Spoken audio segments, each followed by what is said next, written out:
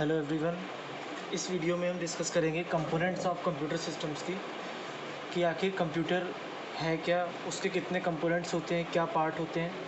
इसमें एक सबसे इम्पोर्टेंट क्वेश्चन आता है, इसी के नाम से एक आता है question, block of computer system या functional unit of computer system के नाम से भी क्वेश्चन आता है, तो उसके बारे में भी डिस्कस करेंगे। तो सबसे पहले बात करते हैं कंप्यूटर है क्या। कंप्यूटर एक प्रोग्रामेबल मशीन है जो रिक्वेस्ट यूज़र से इनपुट लेता है और उसको प्रोसेस करके आउटपुट को दे देता है।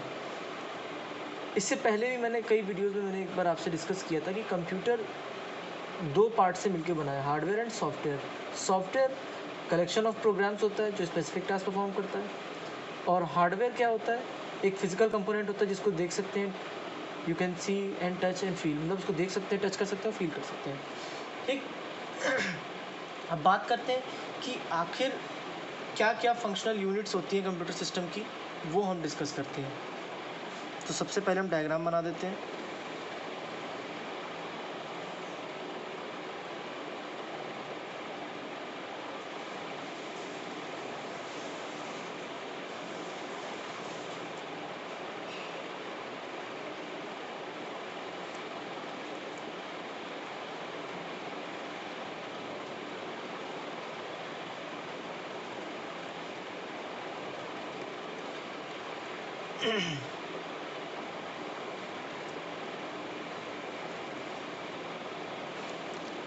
देखिए,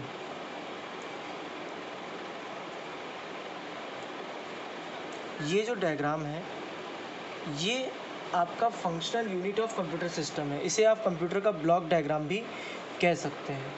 कहने का मतलब ये है कि इसमें कई ब्लॉक आपको दिख रहे होंगे, इसके कई डायग्राम आपको इंटरनेट पर भी मिल जाएंगे, बट ये इसका डिस्क्राइब्ड फॉर्म है। ठीक है, इसका डिस्क्राइब्ड फॉर्म है ये इसका, कि प्रॉपर वे में आप कैसे इसको बना सकें।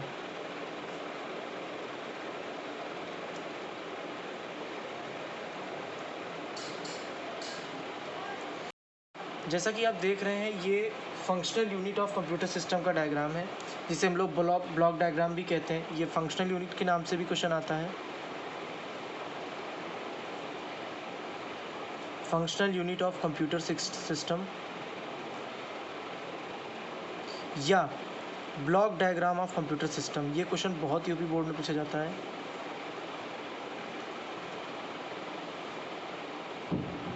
ठीक, तो ये इसका फिगर है।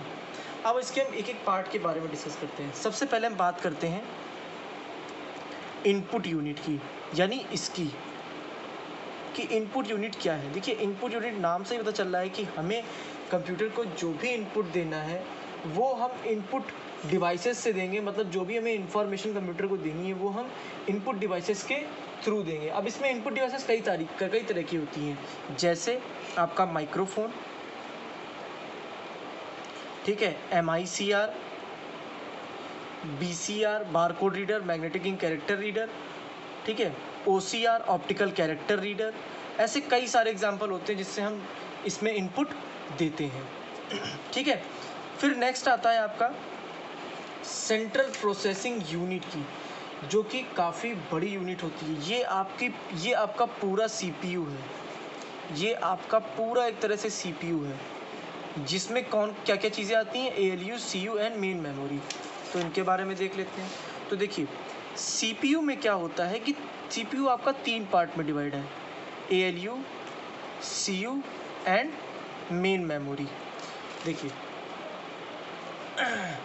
ALU का मतलब होता है अर्थमेटिक लॉजिक यूनिट। अर्थमेटिक जिसमें क्या होता है कि CPU आपका एक CPU आपको पता है सारी रिक्वेस्ट को प्रोसेस करता है, तो वही काम उसके अंदर ALU करता है। ALU क्या करता है, अर्थमेटिक लॉजिक यूनिट, यानी जितने भी अर्थमेटिकल ऑपरेशन है, plus minus divide multiplication remainder, जितने भी सिंबल हैं उन सब के ऑपरेशन ALU परफॉर्म करता है। लेकिन कंट्रोल यूनिट क्या करता है, कंट्रोल यूनिट का काम क्या होता है, ये एक तरह से ट्रैफिक पुलिस है। मतलब जो भी इंस्ट्रक्शन आ रहे हैं, जो भी डेटा आ रहा है इनपुट डिवाइसेस से, उसको होल्ड करके रखेगा या प्रोसेस करने के लिए उसे परमिशन देगा या उसे अरेंज करके रखेगा। ऐसे कई सारे काम हैं जो उसे परफॉर्म करने होंगे। ठीक है। इसी में आपका मेन मेमोरी आता है। मेन मेमोरी क्या होता है? मेन मेमोरी टेम्परेरी मेमोरी होती है, जिसमें डेटा कुछ सेकंड्स के लिए होल्ड रहता है जब तक पावर ऑन है। जैसे ही पावर ऑफ होता है, डेटा आपका डिलीट हो जाता है। मतलब वो आपको तभी तक शो होगा जब तक आपको वो दिख रहा है। जैसे ही पावर ऑफ होगा, डेटा आपका चला जाएगा, वो डेटा आपको नहीं मिल रहा है। तो ये हो गया CPU का काम। अब बात करते हैं आउटपुट यूनिट का काम। देखिए, आउटपुट यूनिट का मतलब होगा जितनी भी आउटपुट डिवाइसेस होती हैं। जैसे अब आपको सोचिए, कीबोर्ड आपकी इनपुट डिवाइस है, तो कीबोर्ड से आपने ए प्रेस किया, तो आपको कैसे पता चलेगा कि आपने ए प्रेस किया या बी प्रेस किया या सी प्रेस किया? तो आपको उसके लिए आउटपुट डिवाइस की ज़रूरत पड़ेगी। आउटपुट डिवाइसेस कई होती हैं, जैसे वीडियो विजुअल डिस्प्ले यूनिट, इसी में आपका आता है TFT, LCD, LED, कई सारी डिवाइसेस आती हैं। ठीक, मॉनिटर इसे कहते हैं। ठीक, फिर दूसरा आता है आपका प्रिंटर, जो हार्ड कॉपी होती है, जिसमें जो आउटपुट आता है जो हार्ड कॉपी में होता है। तीसरा आपका आता है स्पीकर, वो भी एक आउटपुट डिवाइस है। तो ये जितनी आउटपुट डिवाइसेस होती हैं, वो इनपुट से ली हुई रिक्वेस्ट को, प्रोसेस की हुई रिक्वेस्ट को हमें आउटपुट में देती हैं। लास्ट आपका आता है सेकेंडरी स्टोरेज डिवाइसेस। देखिए, सेकेंडरी स्टोरेज डिवाइसेस का मतलब ये है कि यहाँ पे आप अपना डेटा परमानेंटली सेव कर सकते हैं, चाहे पावर सप्लाई ऑन हो, चाहे पावर सप्लाई ऑफ हो, उसको इससे कोई मतलब नहीं है। आपका डेटा सेफ रहेगा सेकेंडरी स्टोरेज डिवाइस में। ठीक है। अब ये वीडियो काफ़ी बड़ा होगा, इसके कई पार्ट्स में मैंने इसे डिवाइड किया है। अब हम इसके बाद इनपुट डिवाइसेस एक एक डिस्कस करेंगे, फिर उसके बाद हम आउटपुट डिवाइसेस डिस्कस करेंगे। ठीक है, इसके 2 वीडियो होंगे, इसका 1 वीडियो होगा। ठीक है। फिर तीसरा जो आएगा वो आएगा मेमोरी, जिसमें हम प्राइमरी और सेकेंडरी मेमोरी के बारे में पूरा पढ़ेंगे। तो कुल मिला के टोटल 4 वीडियो होंगे इसके।